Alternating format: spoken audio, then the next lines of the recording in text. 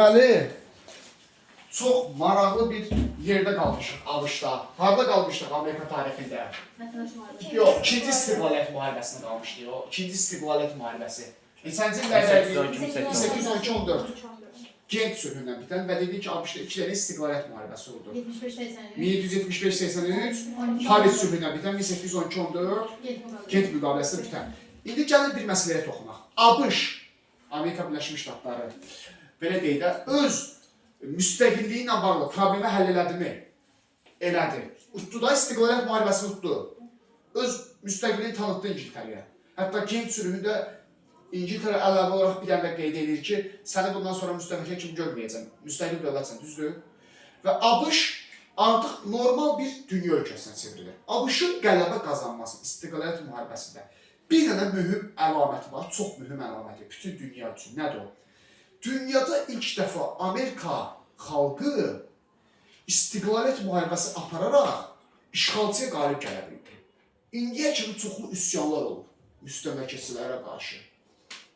Fransa müstəmləkəçilərinə qarşı, İspaniya, İngiltərə müstəmləkəçiliyinə qarşı heç vaxt uğurlu olmurdu. İlk dəfədir ki, Amerikalılar işğalçılara qarşı üsyan qaldırdılar və uğurlu oldular, öz dövlətlərini yaratdılar, müstəmləkədən ayrıldılar. Bax, bu dünya üçün bir nümunə idi. ABŞ ona görə də bugün dünyada demokratiyanın beşiği bəzən deyirlər Amerikaya. Həm də niyə deyirlər? Çünki ABŞ o dövrdə dünya xalqları üçün, dünyanın əzilən xalqları üçün Amerikalılar bir nümunə yaratmışdı ki, biz birləşərək, strategiya quraraq, öz müstəqilliyi uğrunda müharibə apardıq və qalib gəldik. Başa düşdünüz? Amerikada bir prezident var. 1823-cü il Monroe doktrinasının qəbul edilməsi. Doktrina uşaqlar nəzəriyyə deməkdir də, sənətdir. Monroe doktrinası deyirlər, Monroe sənədi. Amerikan prezidenti var, James Monroe. O dövrdə prezidentidir, onun adından qəbul edilir, Monroe doktrinası. Kimdəsə xəritə var? Xəritələri mənə yolla. Deməli uşaqlar, ABŞ istiqlaliyyət müharibəsindən sonra yüksəlişi başlayır. Başlayır ölkənin iqtisadiyyatına əhəmiyyət verməyə. Başa düşdü, sabitlik yaranır. ABŞ yüksəlişə başlayır. Ayda burada ABŞ düşməyib xəritədə təəssüf ki. Şimal Amerikan xəritəsi yoxdur deyə, onu çıxarır. O xəritələri ilə mənim. Atlasın var. Hə, ver mənə. Deməli. Baxırıq Şimali Amerikaya. Bura bilirsiniz də Şimali Amerikada. ABŞ buradadır. Düzdür? ABŞ xəritədə tapacaqsınız mənə gəlir. Çox rahatlıqla. Çünki okeanın o tayındadır. Bu da Avropa qitəsidir və Asiya qitəsidir. Buralar. Göz ABŞ buradadır. Arada Atlantik okeanı var. James Monroe doktrinası məzmunu nədir? ABŞ dünya dövlətlərinə elan edir ki, mən sizin daxili işlərinizi qarışmayacağım. Yəni Avropa ölkələrinə, Fransaya, İspaniya, İngiltərəyə falan. Mən sizin daxili işlərinizi qarışmayacağım. Siz də mənim daxili işlərimə qarışmayacaqsınız. Və Latin Amerikası deyirlər. Bax, bu ərazilər Latin Amerikası, Cənubi Amerika, Amerikanın aşağısındakı ərazilər. Həmin ölkələrə müdaxilə eləməyəcəksiniz, onlar mənim nəzarətim altında olmalıdır.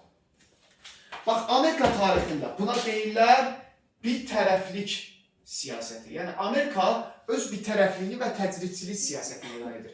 Dünya ölkələrine deyir ki, dəyməyim mənə, dəyməyim sənə. Qısa konkret Monroe doktrinası. İki dənə nəzəriyyəsi var Monroe doktrinasında. ABŞ Avropa ölkələrinin daxili işlərinə qarışmamalıdır. Əvəzində Avropalılar da ABŞ-ın və Latin Amerikasındakı ölkələrin daxili işlərinə qarışmamalıdır. Başa düşdünüzmü? ABŞ 100 ilə yaxın bu doktrinlə idarə olunacaq. Və ABŞ sürətlə inkişaf edir. Amma bir məsələ var uşaqlar. ABŞ-ın inkişafında bir problem var idi. Hələ də qalmışdı. Neydi o? Köləlik münasibətləri ABŞ-da qalmışdı. Hə. Görürsünüz, Amerika Birləşmiş Ştatları. Uşaqlar, ABŞ istiqlaliyyət bəyannaməsi nə vaxt qəbul edilmişdir? Bir daha bu məsələ. 1776 istiqlaliyyət bəyannaməsi. Bir də var ABŞ konstitusiyası ona vaxtdır. Amma hər ikisinin də bir məhdud cəhəti var idi. Köləlik münasibətlərinin mövcud olması. Bax, bu ABŞ-ın nüfuzuna... 1860-da bu ABC-ın nüfuzuna çox böyük xələl getirirdi. Amerika kimi bir ölkədə 19-cu əsrdə köləlik münasibətləri var idi. Deməli, nə idi? Amerikalılar gedirdilər. Atlantik okeanı vasitəsilə Afrikaya qara dərilər, Afrikalılar qara dərili olaraq adətən, gedilər qara dərləri götürürdülər, gətirirlər Amerikaya, kölə edirdilər, olan işlər edirdilər. Başa düşdünüz? Amma məsələ maraqlı tərəfi bilirsiniz nədir? Çox vaxt Amerikalılar zor gücünə eləmirdilər onlar kölə. Amerikalılar, Afrikalılar Amerikaya gedib kölə olmağa sanki özləri razı olurdular. Çünki Afrikada elə bir bərbad bir vəziyyət var idi ki, onlar Amerikada kölə olmağa belə razı idi Afrikalılar. Belə bir maraqlı cəhət var idi və Amerika iki yerə bölünmüşdü. ABŞ nə vaxt yaranıb? ABŞ 1776. 76 istiqlaliyyət bəyannaməsinə. ABŞ yaranandan bəri ABŞ-da iki qüvvə var idi. Demokratlar, Respublikaçılar. Hələ onlar deyil. Biri var federalistlər, biri var antifederalistlər. Federalistlər köləliyin tərəfdarı olanlardır. Bunların özlərinin də çoxlu kölələri var idi. Varlı adamlar idi. Bunlar deyildilər ki, ABŞ-da köləlik olsun. Köləlik münasibətlər olsun. Antifederalistlər isə deyildi ki, yox, ABŞ-a yaraşmır köləlik. Biz o boyda demokratik ölkə yaratmışıq, respublika yaratmışıq. Biz köləlik münasibətlərini ləğv eləməliyik. Bax, bunlar arasında qarşıdurma var idi. ABŞ bu ikisi yaradıb, ha. İkisi də birləşib yaradıb və istiqlaliyyət müharibəsində ingilislərə qarşı birlikdə döyüşüblər. Amma müharibədən sonra bunlar arasında gərginlik var idi. ABŞ-ın cənub ştatlarında köləlik var idi, uşaqlar. Şimal ştatlarında isə köləlik yox idi. Maraqlı bir situasiya var idi. ABŞ iki yerə bölünmüşdülər. Cənubda buna deyirik köləlik münasibətləri və plantasiya təsərrüfatı, yəni kənd təsərrüfatı. Amma şimalda kapitalist münasibətlər var idi, azad münasibətlər var idi. Başa düşdünüz? Hə. Bax, yadınıza gəlir Amerikanın ilk prezidenti kim idi? George Washington. George Washington. 1789. Sizə bir şey deyim. 1789-da George Washington prezident seçilmək istəmirdi. Real olaraq sənədlər var, ha. Həmin sənədlər araşdırılıb. George Washington istəmirdi prezident seçilməyi. O, hərbçidir. George Washington deyildir ki, mən siyasətlə məşğul olmaq istəmirəm. Amma ABŞ təzə yaranmışdı deyə federalistlərlə antifederalistlər ABŞ-ı parçalayırdılar. Buna görə də gəlirlər George Washington'un yanına deyirlər ki, sən prezident olmalısan. Çünki George Washington elə bir adam idi ki, həm onu köləliyin tərəfdarı olanlar sevirdi, həm də köləliyin əleyhdarı olanlar sevirdi. O, vətən müharibəsinin qəhrəmanı idi, istiqlaliyyət müharibəsinin qəhrəmanı idi. Başa düşdün? George Washington'u ona görə 2 dəfə prezident seçirlər ki, o vətəndaş müharibəsi olmasın ABŞ-da. O, bir növ öz birlik yarada bilirdi də George Washington. Hamı tərəfindən sevilən bir adam idi. Sonra Thomas Jefferson gəlib, bəyək sizə yazdırdı. 1881-1809 prezidentlik dövrü. 1819. Hə. Hətta düşünün ki, uşaqlar, George Washington'da Thomas Jefferson'a nə qədər eləyirlərsə, bunlar prezident seçilmir 3-cü dəfə. Nə qədər təkid eləyirlərsə. Ona görə, bunlar 2 dəfə prezident seçildiyinə görə, o gündən bu günə qədər Amerikada bir ənənə var. Heç kəs 2 dəfədən artıq prezident seçilənməz. George Washington kimi bir adam özü könüllü şəkildə 3-cü dəfə prezident seçilməyibsə, deməli, heç bir Amerika prezidenti özünə yaraşdırmamalıdır ki, 3-cü dəfə prezident seçilsin. Arxaxıya. Hə, indi məsələ nədir? Belə bir partiya yaranır. 1854-cü ildə Respublikaçılar Partiyası, indi də var bu partiya. Bax, hazır ki, Trump Respublikaçılar Partiyasının prezidentidir. Bu Respublikaçılar Partiyası çox partiyadır, radikal bir partiyadır. Bunlar deyirlər ki, Amerikada köləlik ləğv olunmalıdır. Bu qədər. Deyib, biz bilmirik, bu daxili çəkişmələrə səbəb olacaq, Amerikanın parçalanmasına səbəb olacaq, deyib, bizi maraqlandırmır. Amerikada köləlik münasibətlərinə son qoyulmalıdır. Çox qatı azadlıqçı partiyadır. Deyib, bizə köləlik yaraşmır və Respublikaçı partiya yaranan kimi hakimiyyətə gəlir. 1860-cı il Abraham Lincoln prezident seçilir. Lincoln'un prezident olması seçkilərdə qalib gəlir. 1860-65-ci illər Abraham Lincoln'un prezidentliyi dövrü Amerikada. Çox məşhur prezident Abraham Lincoln. Abraham Lincoln prezident seçilən kimi Cənub ştatlarına ultimatum göndərir. Köləlik olan ştatlara ki, köləliyi ləğv eləyin. Başa düşdünüz? Onlar da köləlik sərf edir axı. Ucuz işçidir də, pul vermir, maaş vermir, ucuz işçidir. Başa düşdünüz? Şimal ştatlarda Abraham Lincoln Şimal ştatlarının prezidenti. Cənub ştatlarına deyir ki, yox, köləliyi ləğv eləməlisən, başqa yolu yoxdur. Cənub ştatlarda qəzəblər deyir, bax ki, biz ayrılırıq sizdən. Amerika parçalanır qısa bir müddətliyinə. Onlar özlərinə ayrılıb dövlət yaradırlar. Aşk deyirlər dövlətə. Amerika Ştatlarının Konfederasiyası. Adı belədir. Amerika Ştatlarının Konfederasiyası. Cənub ştatları şimaldan ayrılıb ayrı dövlət olur. Amma şimal buna etiraz edir. Deyir, siz ayrılanmarsınız. Cənub ştatlarından müharibə elan edir. Deməli, Amerikada vətəndaş müharibəsi başlayır. 1861-65. Vətəndaş müharibəsi 1861-1865-ci illərin əzbər bilməlisiniz. 4 il Amerikada vətəndaş müharibəsi olub, Şimal ştatlarına Cənub ştatları arasında. Kapitalist olan Şimal ştatlarıdır, geridə qalan köləlik olan Cənub ştatlarıdır, plantasiya təsərrüfatı. İndi uşaqlar, normalda Şimal ştatları bu müharibəni udmalıdır. Çünki Şimal ştatları inkişaf edir, kapitalizm var. Hərbisi güclüdür, iqtisadiyyatı güclüdür Şimal ştatlarının, düzdür? Sanayi olaraq inkişaf edir Şimal ştatları. Amma bir məsələ var. Müharibənin ilk döyüşlərində Cənub ştatları qalib gəlirdi Şimala. Şimal nə qədər edirdisə Cənub ştatı da köləlik ləğv edə bilmirdi. Bunun səbəbi nə idi? Çox maraqlı bir nüans var. Cənub ştatlarındakı kölələr öz ağalarıyla bir yerdə döyüşürdülər. Şimala qarşı.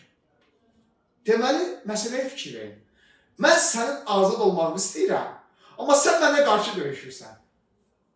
Deməli, hətta Cənub ştatları kölələrdən ibarət milis dəstələri yaratmışlar. Halbuki, müharibə nə üstündə gedir? O kölələrin azad olması üstündə gedir. Amma kölələr azad olmaq istəmirlər, öz ağalarıyla bir yerdə döyüşürdülər. Kölədir də, onun ağlı ora çıxır. Öz silahı ilə. Ağa deyil, vur dəliyə, vurur dəliyə. Öz silahı ilə vururlarmış da onları. Hə. Və Şimal ştatları görür ki, bu müharibəni uda bilməyəcək. Çünki bir adam ki, azad olmaq istəmir, sən onu zorla necə azad edə bilərsən? Siz niyə? Cənub ştatları əksəriyyəti Afrikada qitəsindən gəlmişlər. Onların orada yaşayışı lap pis idi. Onlar Amerikanın cənubuna gəldilər. Ağalarından biraz şey gördülər. Sevgi gördülər. Ən azından sabitlik gördülər. Bir yaşamağa yer gördülər. Onlar üçün cənubda qalmaq, Amerikada kölə olaraq qalmaq, onun özü belə üstünlüyü idi. Başa düşdünüz, belə bir maraqlı məsələ var.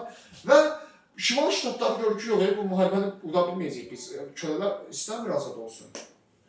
Ona görə maraqlı bir addım atırlar. 1862-ci ildə Homesteadlər haqqında qanun verilir. Homesteadlər haqqında qanun nə deməkdir? Torpaq haqqında qanun deməkdir. Kəndlərə torpaq. Kəndlərə torpaq veriləcək. Qanunda yazılıb ki, Şimal ştatları elan edib bunu, Abraham Lincoln elan edib. Cənub ştatlarına deyir ki, oradakı kölələrə, əgər kim bizə qarşı döyüşməsə, silahı atsa yerə, biz tərəfinə keçsə, biz onu azad edəndən sonra ona torpaq verəcəyik. Hə, bu kölə də olsa, bu ağlı işləməyə başlayır, ağlını dərk etməyə başlayır ki, hə, biz əgər azad olsaq, dövlət bizə torpaq verəcək, deməli, bunlar da yaxşıymış, əslində. Bunlar da bizə torpaq verəcəksə, bəlkə biz bunlar tərəfə keçək. Bax, yavaş-yavaş kölələr Cənub ştatları tərəfdən çıxmağa başlayır, Şimal ştatları tərəfdən döyüşməyə başlayır artıq. Və artıq Şimal ştatları yavaş-yavaş təşəbbüs ələ keçirir. 1863-cü il. Azad olma haqqında bəyannamə verilir uşaqlar. Azad olma haqqında bəyannamə qəbul edilir. 1863-cü ildə rəsmi şəkildə Amerikada köləlik ləğv edilir. Amerikalı... Hə? 62-də Homesteadlər qanunu verilir torpaq paylanması haqqında. 1863-də rəsmi olaraq qanunun Amerikada köləlik münasibətləri ləğv edilir. 63. Təzə konspektdə dəyişdirilmiş onsuz da, təzəsini atacam qrupa. Yox, qərar 62-də verilir, qüvvəyə minməsi 63-cü ilin yanvar ayındadır. Uşaqlar, müharibə 1865-ci ildə başa çatır, Şimal ştatlarının qələbəsindən bitir. Şimal ştatları müharibəni udur, artıq Cənub ştatlarında da köləlik ləğv olunur, Cənub ştatlarında olur kapitalist, Şimal ştatları kimi. Deməli, nəyə qaçışdırmamalısınız? Uşaqlar bəzən bunları fərqləndirə bilmir. İstiqlaliyyət müharibələri ayrı şeydir, vətəndaş müharibələri ayrı şeydir. İstiqlaliyyət müharibəsi iki yana olub. 1775-1783 birinci istiqlaliyyət müharibəsi. 1812-1814 ikinci istiqlaliyyət müharibəsi. İstiqlaliyyət nə deməkdir? Müstəqillik. Deməli, bu kimə qarşı olacaq? İngiltərəyə qarşı olacaq. Vətəndaş müharibəsi isə 61-65-dir. Vətəndaş müharibəsi öz aralarında, vətəndaşlar arasında, ölkə daxilində olan bir şeydir, köləliyə qarşı. Başa düşdünüz? Vətəndaş müharibəsi düzdür, o 4 il oldu da, o 4 il ABŞ-a biraz baha başa gəldi təbii ki. Dağıntılar oldu, qan töküldü, insanlar öldü. Amma vətəndaş müharibələrindən sonra Amerika çox sürətlə inkişaf etməyə başlayır. Sürətli bir şəkildə biz Amerikanın inkişafını görürük. Dünyada sabitlik yarandı çünki ölkədə və bütün ölkədə kapitalist münasibətlər mövcud oldu və 30 il, 40 il ərzində ABŞ sürətli bir şəkildə inkişaf etməyə başladı. ABŞ sürətli bir şəkildə inkişaf etməyə başladı. 20-ci əsrin əvvəllərinə gəlirik. 1900-cü illərin əvvəllərinə. ABŞ o qədər sürətli inkişaf edir ki, birincisi ABŞ Avropa ölkələri daxili işlərinə qarışmır deyə, bütün gücünü ölkə iqtisadiyyatın inkişafına yönəldir deyə, istər-istəməz iqtisadiyyat sürətlə inkişaf edir. İkincisi, ABŞ zəngin ölkədir. İki okeanın arasında da, bir tərəf Sakit okean, bir tərəf Atlantik okean, okean hövzələrində yerləşdiyi üçün buna görə zəngin ölkədə həm də təbii sərvətlər də var ABŞ-da və ABŞ bütün bu xüsusiyyətlərə görə 20-ci əsrin əvvəllərindən çox sürətlə inkişaf etməyə başlayır. Və 20-ci əsrin əvvəllərində sənaye istehsalına görə ABŞ dünyada birinci yerə çıxır. İkinci yer Almanya. Artıq 20-ci əsrin əvvəllərindən bugünə qədər ABC sənaye istehsalına görə dünyada birinci ölkə olur. Çox sürətlə inkişaf edir. İngiltərəni geridə qoyur. 2-də Almanya. Hə, 3-də İngiltərə, 4 Fransa. Ayson. Hər birinci yapmışdı. Hə. ABŞ təkcə sənaye istehsalına görə yox, ABŞ hərbi gücünə görə də dünyada birinci yerə çıxır 20-ci əsrin əvvəllərində. ABŞ donanma gücünə görə də birinci yerə çıxır. Yəni ABŞ bütün sahələrdə dünya ölkələrini qabaqlayır 20-ci əsrin əvvəllərində, 1900-cü illərdən sonra. Artıq ABŞ dünya hegemonluğu barədə düşünməyə başlayır 20-ci əsrin əvvəllərindən sonra. Başlayırıq ABŞ prezidentlərinə 20-ci əsrin əvvəllərindəki. Theodore Roosevelt 1901-1909. 1901-1909-cu illər Amerika prezidentidir. Görürsünüz, 2 dəfə seçilir. Dedik, 2 dəfə seçilirlər 4 il müddətinə. 1901-5 birinci prezidentlik, 5-9 ikinci prezidentlik. Woodrow Wilson çox məşhur prezidentlərdəndir. 1913-1921-ci illər. Bu da 2 dəfə seçilir. Bunların xarici siyasətini və daxili siyasətini bilməlisiniz. Bunu bilməmişdən qabaq, uşaqlar, diqqətlə dinləyin, Amerika tarixi daha çox nəyin üzərində qurulacaq? 2 dənə partiya, Respublikaçılar Partiyası və Demokratlar Partiyası. Uşaqlar, bugünün özündə də Amerika tarixi daha çox bu partiyaların rəqabəti üzərində qurulacaq. Bunları necə fərqləndirəcəksiniz? Əzbər bilməlisiniz. Hansı prezident, hansı partiyanın üzvü olub? Hansı partiyanı yaradıb? Uşaqlar, Respublikaçı Partiyası daha azadlıqçı partiyadır. Sonsuz azadlıq istəyir. Bunların dövründə həmin siyasət keçirilir. Bunlar deyir ki, iqtisadiyyata dövlət müdaxiləsi olmasın. Azad olsun iqtisadiyyat. Yəni, dövlət bazar münasibətlərinə müdaxilə eləməsin. Tutaq ki, sən biznesmensən, yumurtanı 30 qəpiyə satmaq istəyirsən. Sot. Biri deyir 50 qəpiyə satacam. Sot. Mal sənin, məhsul sənin. İstəyən alar, istəyən almaz.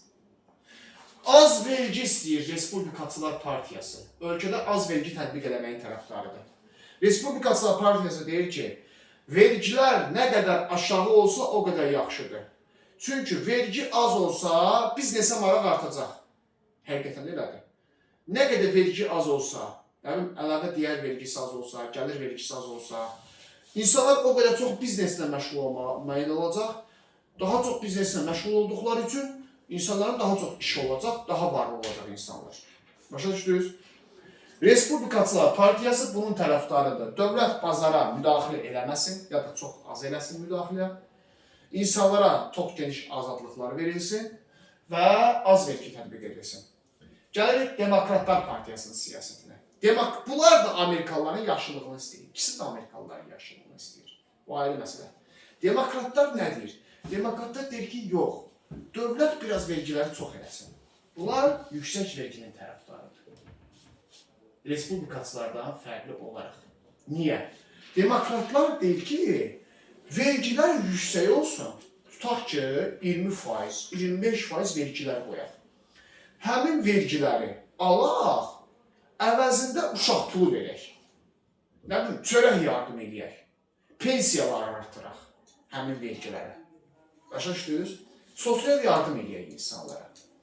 Amma respublikaçılar bunu istəmir. Respublikaçılar deyir ki, yox. Mənim 2 dənə uşağım var, mənə uşaq pulu lazım deyil. Kimisə 10 dənə uşaq olacaq deyə mən niyə yüksək vergi verməliyəm ki, ona uşaq pulu verəcəksən? Onu da deyildiniz, bunu da deyildiniz, belə baxanda. Demokratlar deyir ki, bazara müdaxilə olmalıdır. Dövlət bazara müdaxilə eləməlidir. Demokratlar demirsən bizneslə məşğul olmalısan, deyir, ol bizneslə. Amma alver edirsən, mən qoyduğum qiymətdən alver eləməlisən. Məsələn, demokratlar deyir ki, bazarda yumurtanın qiymətini heç kim 20 qəpikdən baha sata bilməz. Görsən, dövlət bazara müdaxilə elədi.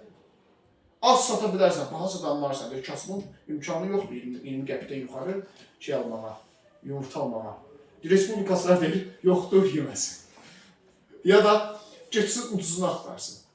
Ya da özü toyuq saxlasın, daha ucuz istifadə edəsin. Başa düşdün? Amma demokratlar deyir, yox, bazarda müdaxilə olmalıdır. Banklara deyir ki, demokratlar sən 15%-dən yuxarı şey qoyamarsan, vergi şey qoya bilmərsən, faiz qoya bilmərsən. Yoxsa demokratlar bazara müdaxilənin tərəfdarıdır, iqtisadiyyata müdaxilənin tərəfdarıdır, yüksək vergilərin tərəfdarıdır. Deməli, yüksək vergilərin tərəfdarıdırsa, sosial yardımların tərəfdarıdır, nə bilim, pensiyanın falan. Amma respublikaçılar deyir, azad olsun bazar, dövlət bazarda iştirak eləməsin ya da aziz iştirak eləsin, vergilər az olsun. Fərqləndirə bilərsiniz bunları? Hə, indi gəlir prezidentlərə. Theodore Roosevelt, Demokratlar Partiyasının prezidentidir. Sizcə daxili siyasəti nə olacaq Theodore Roosevelt'in? Vergilərin artması, bazara dövlət müdaxiləsi. Düzdür? Olar? Olar. Woodrow Wilson, Demokratlar Partiyasının nümayəndəsidir. Yox, demokratlar, yüksək vergi. Düzdür? Demir, daha belə lap yüksək, 70-80%, amma 20%.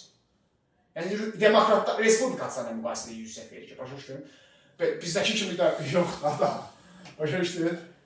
Yüksək vergi, sosial yardımlar, çünki vergini tətbiq edirsənsə, sən sosial yardım eləməsən cəmiyyətə. Vergini niyə ödəyirsən cəmiyyətə? O pulları ödəyirsən. Sosial yardım ödəyirsən də. Çox müdaxilə. Deyir, banklara nəzarət. Belə deyirik də ona. Görürsən, banklara nəzarət. Müdaxilə eləməkdir də bazara. 8 saatlıq iş rejimi. Hə, 8 saatlıq iş rejimi. Bunlar iş saatının azaldılmasının tərəfdarıdır, demokratlar həm də. 1910 senatorlar xalq tərəfindən. Hə, tələsmə, ona tələsmə. Görürsünüz, daxili siyasətləri bənzəyir. Çünki niyə bənzəyir? İkisi də eyni partiyanın üzvü, demokratların. Yəni, eyni yoldan çıxan adamlar, eyni dünya görüşə sahib olan, ideologiyaya sahib olan adamlardır. Məntiqlə daxili siyasətləri bənzəyəsidir. Başa düşdünüz? Demir, amma respublikaçılar, bunlar da çox hakimiyyətə gələcək. Amerikada daha çox respublikaçılar olub onsuz hakimiyyətdə. Bugün demokratlar öyrəndik. Növbəti dərslərdə respublikası prezidentləri öyrənəcək daha çox. Mən daha çox respublikaçıları sevirəm əslində. Amerikanın yüksəlişi daha çox respublikaçıların dövründə olub. Nisbətən, demokratlardan müqayisədə. Deməli, indi bunların xarici siyasətinə baxaq. Xarici siyasətdə Theodore Roosevelt'in siyasəti böyük dəyənək siyasəti. Əlini çomaq, dəyənəklə dayanır Latın Amerikası xalqlarına qarşı. Latın Amerikası haradır uşaqlar? Cənubi Amerikada. Bu Meksikadan aşağı var, bu Cənubi Amerika ölkələri. Theodore Roosevelt deyir ki, biz dəyənəklə zorakılıq, döyə-döyə onları özümüzdən asla hala salmalıyıq. Zor gücünə, dəyənəklə. Başa düşdünüz? Bu böyük dəyənək siyasətidir. Deyir, Amerika Latın Amerikasına nəzarət eləməlidir, ağalıq eləməlidir. Heç bir ölkə Latın Amerikasına müdaxilə edə bilməsin. Woodrow Wilson, bunun dövrü çox məşhur dövrüdür Amerikada. Yeni demokratiya dövrü. Bax, bunları öyrənməlisiniz, testlərdə düşür. Böyük dəyənək siyasəti hansı prezidentə aiddir və yaxud yeni demokratiya siyasəti hansı prezidentə aiddir? Woodrow Wilson yeni demokratiya siyasətinə görə sürüb. Woodrow Wilson dövrü 1-ci Dünya müharibəsi dövrüdür. Amerika 1-ci Dünya müharibəsində iştirak edən Woodrow Wilson idi Amerika prezidenti. Woodrow Wilson, dünya müharibəsi olanda nə baş verir? İnsanlar ölür, dağıntılar baş verir, insan haqları zəifləyir. Yəni nəyə ehtiyac olur? Dünya müharibəsi, sülhə, barışığa ehtiyac olur. İnsan azadlıqlarına ehtiyac olur. Bax, Woodrow Wilson bunu deyir. Deyir ki, Amerika dünyada demokratiyanı təmin etməlidir, onu qorumalıdır. Deyir ki, dünyanın özünə qalsa, dünya ölkələri heç vaxt xoşbəxt olmayacaqlar, bir-birlərinə daim müharibə aparacaqlar, bir-birlərini öldürəcəklər. Biz güclü ölkəyik, dünyada iqtisadi olaraq, hərbi olaraq birinci yerdəyik.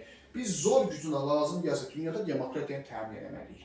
O məşhur bir söz var, deyir, Amerikanın ən böyük silahı demokratiyasıdır. Biz demokratiyamızı başqa ölkələrdə qurmalıyıq ki, ondan sonra bizə problem yaratmasınlar. Çünki o da demokratik ölkə olacaq, biz də demokratik ölkə olacağıq. Deməli, yeni demokratiya siyasəti bütün dünyaya aiddir. Bu, dünyada yenidən sülh quruculuğu prosesinin keçirilməsini hesablanmışdır. Böyük dəyənək Roosevelt'dadır, yeni demokratiya siyasəti Woodrow Wilson'dadır. Başa düşdünüz uşaqlar? Bu dərsi öyrənəcəksiniz. Neçə uşaqlar? Bir də uşaqlar, bir məsələni qeyd edeyim sizə, arada demək yadımdan çıxdı. 1900-1903-cü illər dünya iqtisadi böhranı var, görəcəksiniz. Dünya iqtisadi böhranı. Vaxtaşırı dünyada bu cür iqtisadi böhranlar olur. Əsasən də 25-30 ildən beri dünya iqtisadi böhranı olur həmişə dünyada. Hal-hazırda da bax, dünya iqtisadi böhranı 2008-dən bəri davam edir. Uşaqlar, dünya iqtisadi böhranı 1900-1903 dünya tarixində, kapitalizm dünyasında ilk böyük iqtisadi böhran sayılır. Kimi dövrünə düşür? Theodor Roosevelt'in dövrünə düşür. Özdə saxlayın ki, iqtisadi böhranlar baş verəndə belə bir anlayış var, inhisar. İnhisar. İnhisar iri şirkətlərə deyilir. Bazarda tək başına ağalıq edən şirkətlərə deyilir. İnsanların sayı artır həmişə. Amma insanlar daha çox müflis olur böhran dövründə. Və xırda və orta müəssisələr adətən iflic olur. Çünki insanlar artır. Bazara müdaxilə artır. Şeylər olanda, böhran baş verəndə dövlət bazara daha çox müdaxilə etməyə başlayır adətən. Yanlış da olsa. Bu oldu ABŞ-ın 20-ci əsr əvvəlləri tarixi.